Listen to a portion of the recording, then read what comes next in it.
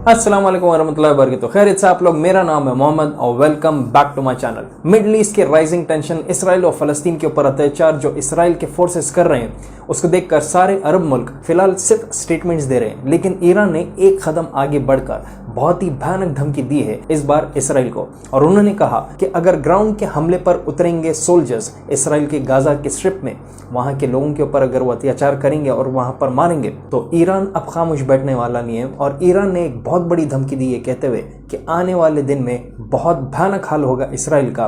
और कई लोग कह रहे हैं कि तरीके से उसने बता दिया कि हिजबुल्लाह भी अब ग्राउंड में उतर जाएगा हमास का साथ देने के लिए, इसराइल के खिलाफ बहुत बड़ी जंग करने के लिए।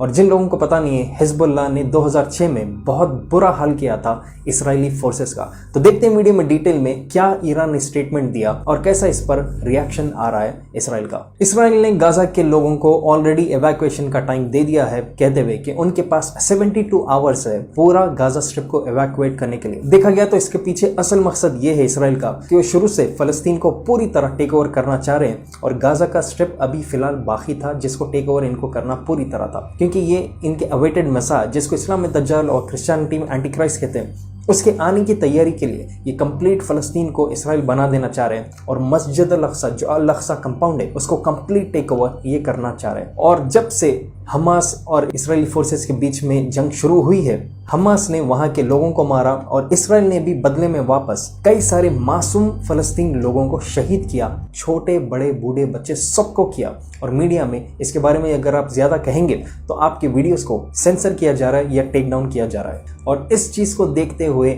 सऊदी अरेबिया स्टेटमेंट्स ओपनली दिया कि यहाँ पर इसराइल की गलती है और ऐसा जंग करने की वजह से आगे जाकर हालात और बिगड़ेंगे। और कई लोग इस बार शॉक हो चुके, क्योंकि अब तक एर्दोगान जो है टर्की का प्रेसिडेंट, उसने कई बार स्टेटमेंट्स दिया था इसराइल के खिलाफ, कहते हुए ओपनली बहुत बड़े अल्फाज उन्होंने इस्तेमाल किया था। लेकिन देखा जा सकता है कि इस बार एकदम ही एक चुप्पी, एक खामोशी छाई हुई है इन सब लीडर्स के मुंह पे। लेकिन यहाँ पर आज ही ईरान ने एक बहुत बड़ा स्टेटमेंट दिया, कहते हुए कि इसराइल को तैयार हो जाना चाहिए, बहुत बड़ा एक जंग उसके ऊपर होने वाला है अगर वो ग्राउंड ऑफेंसिव शुरू करेगा, क्योंकि इसराइल हमास के बहाने अब गाजा स्ट्रिप में पूरी तरह उतरने की तैयारी कर चुका है। बहुत हाई चांसेस है कि कई अलग तरीकों से, अलग जगहों से इसराइल के ऊपर वार होने वाला है। तो यहाँ पर इनडायरेक्ट तरीके से ईरान बता दे रहा है कि एक तरफ वो छेड़ेगा तो चार तरफ से इसराइल के ऊपर वार होने वाला है। ऐसा कहा है ईरान के फॉरेन मिनिस्टर हुसैन अमीर ने। और फिर फर्दर ईरान के मिनिस्टर ने ये भी स्टेटमेंट दिया कि अगर ज़ायनिस्ट एंटिटी, जो यहाँ पर वो इसराइल के लिए लफ्ज इस्तेमाल करते हैं, अगर वो ज़ायनिस्ट गाजा को एंटर करेंगे तो वहाँ के जितने भी रेसिस्टेंस लीडर्स हैं वो सब इसराइली फोर्सेस का खबरस्तान गाजा में ही बना देंगे। यहाँ पर रेसिस्टेंस लीडर्स का मतलब है हमास, और इस बार चांसेस है हिजबुल्लाह भी एंटर हो जाएगा। और सिर्फ इतना ही नहीं, ईरान के उसी मिनिस्टर अमीर ने कई सारे लीडर्स को जाकर मिला भी। सैटरडे को हमास के मेन लीडर इस्माइल हानिया से मुलाकात की खतर में, जहाँ पर उन्होंने गाजा के बारे में पूरा डिस्कस किया कि किस तरह से हालात वहां पर चल रहे हैं। देखा गया तो बंद कमरे में बात हुई, और हो सकता है कि किस तरह से इसराइल को टैकल करना, किस तरह से ईरान की सपोर्ट रहेगी हमास को, शायद उसी के बारे में यहाँ पर डिस्कस हुआ है। और साथ ही साथ ईरान के सुप्रीम लीडर जिनका नाम है आयतुल्लाह अली खामेनी, उन्होंने स्टेटमेंट दिया सारे अरब मुल्क को, ये कहते हुए कि एटलीस्ट अब तो भी एक हो जाओ और सामने आओ इसराइल के खिलाफ, क्योंकि ये सब मुस्लिम्स का फर्ज है कि फलस्तीनियों को बचाना। देखा जा सकता है कि ईरान का मिनिस्टर अमीर अब्दुल्लाई, उसने सिर्फ हमास के लीडर से ही मुलाकात नहीं की, बल्कि उसने इराक, लबनान और सीरिया, ये 3 कंट्रीज को भी विजिट किया, वहाँ के लीडर्स को ये मुलाकात की, क्योंकि ये तीनों अतराफ आते हैं इसराइल के। तो यहाँ पर देखा जा सकता है कि जंग की एक तैयारी के बारे में शायद अब डिस्कशन शुरू हो रहा है इसराइल के ऊपर वार करने के लिए, क्योंकि इसराइल ने एलेप्पो और दमास्कस के एयरपोर्ट्स के ऊपर बमबारी करी, क्योंकि उसको अंदाजा लग गया है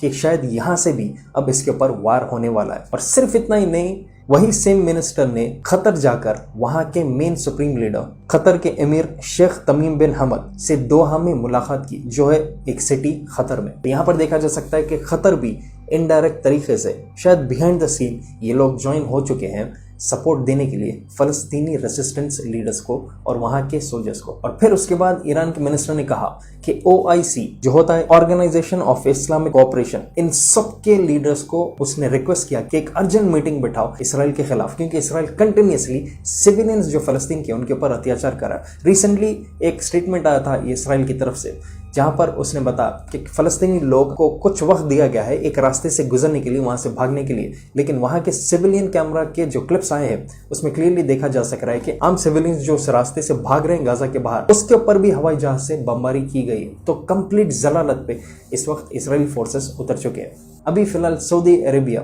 ने भी एक स्टैंड लिया है जहां पर क्राउन प्रिंस मोहम्मद बिन सलमान ने कहा कि इसराइल के साथ नॉर्मलाइजेशन का डील को होल्ड पर रखना चाहिए और यहां पर इसराइल की पूरी गलती है इस जंग में। लेकिन फिलहाल उस स्टेटमेंट के आगे और कुछ भी अभी तक एक्शन नहीं हुआ है। और यहां पर देखा जा सक रहा है कि ईरान जो धमकी दे रहा है अभी फिलहाल इसराइल को, उसका मतलब यही पॉलिटिकल एनालिस्ट, वॉर एनालिस्ट कह रहे हैं कि यहाँ पर शायद अब हिजबुल्ला की एंट्री हो जाएगी इस जंग में हमास का साथ देने के लिए इजरायली फोर्सेस के खिलाफ। और जिनको पता नहीं है हिजबुल्ला के बारे में, ये भी ईरान का बैक्ड अप एक मिलिट्री ग्रुप है जो पॉलिटिकल फ्रंट पे भी ये एक्टिव है। और हिजबुल्ला 2006 में बहुत बुरा हाल कर चुका था इसराइल का जब उसके साथ 30 दिन की जंग हुई थी। तो यहाँ पर एक झटका पड़ा था इसराइल को जब हिजबुल्ला के साथ फुल फ्लेज्ड एक जंग पर वो उतर चुके थे।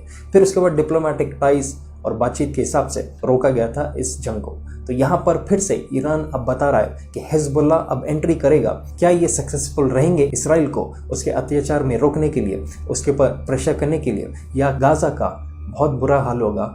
क्योंकि यहाँ पर देखा जा सकता है कि जितने भी ज़ायनिस्ट ग्रुप्स हैं जो इसराइल का साथ दे रहे हैं वो भी इकट्ठा हो रहे हैं। और यहाँ पर सबको पता है कि इसराइल के पास मिलिट्री टेक्नोलॉजी बहुत खतरनाक है। और यहाँ पर वहीं ऑपोजिट में इस्लामिक जिहादिस्ट के पास अल्लाह की मदद पे वो पूरी तरह डिपेंड कर रहे हैं। देखते हैं कि किस तरह से आगे मोड़ लेगा, किस तरह से हालात बदलेंगे।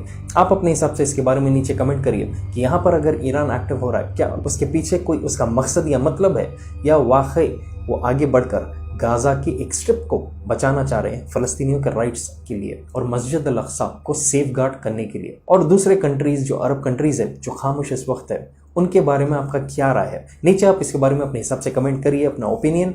अगर आप नए मेरे चैनल पे please make sure to subscribe. और ऐसे वीडियोस बनाने की वजह से हमें बहुत सोशल मीडिया प्लेटफॉर्म्स पर परेशानी होती है, टेक डाउन किया जाते हैं वीडियोस, डिलीट किए जाते हैं वीडियोस कुछ ना कुछ बहाने से। तो मैं चाहता हूं कि ऐसे वीडियोस को आप डाउनलोड करके इसे शेयर करें अपने हर सोशल मीडिया प्लेटफॉर्म पर, व्हाट्सअप, टेलीग्राम हो, इंस्टाग्राम हो, या किसी भी सोशल मीडिया पर आप अपने हिसाब से इसको शेयर कीजिए। मैं सिमिलर वीडियोस अपने फेसबुक पर भी बहुत जल्द अपलोड करते रहूँगा, जिसके लिंक्स मैं सारे नीचे डिस्क्रिप्शन में दे दूंगा। साथ ही साथ मेरा नया व्हाट्सएप चैनल है जिसके ऊपर मैं सारे अपडेट्स दे रहा हूँ। इन सब के लिंक्स मैं नीचे डिस्क्रिप्शन बॉक्स में आपको दे दूंगा। तो अल्लाह खैर करे हमारे फ़लस्तीनी भाई बहनों का, और साथ ही साथ मस्जिद अल अक्सा को महफूज रखे। आप मुझे मेरे मीडिया को आगे बढ़ाने के लिए सपोर्ट भी कर सकते हैं। जब तक इंशाल्लाह मिलता हूँ बहुत जल्द। टेक केयर एंड अल्लाह हाफ़िज़।